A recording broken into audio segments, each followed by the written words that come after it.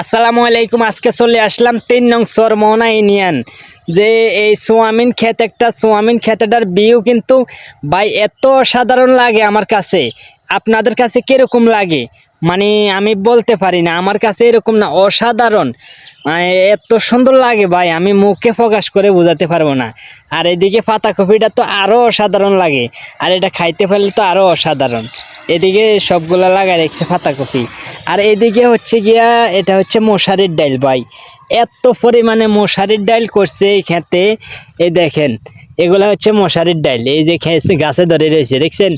এই যে ধরে রয়েছে, এই যে ফুল, এগুলা কিন্তু এখনো বাতি হয় নাই। বাতি হইলে এই যে এই বাড়ির একজনে করছিল, এগুলা নিব।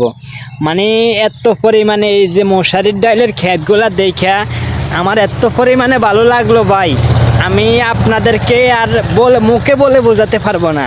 তবে এই মশারির ডাল কিন্তু আমি আমাদের এই রায়পুরের ভিতরে কেউ করছে আমি এর আগে কখনো দেখি নাই, এই প্রথম দেখলাম মশারির ডাল।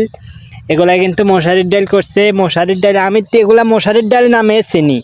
এগুলা কি কলের ডাল না মশারির ডাল, এগুলা মশারির ডাল নামে আমি চিনি। দেখেন ওইদিকে হচ্ছে ধানের জমি, এগুলা হচ্ছে সব মশারির ডাল। মানে ভিউগুলা ভাই একদমই অসম, অসাধারণ।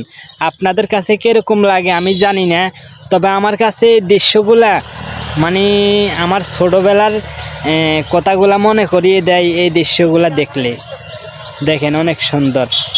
ওই যে আমার একটা ফ্যান ফলোয়ার কিন্তু সাইকেল দিয়ে যাইতে আছে আর আসতে আছে।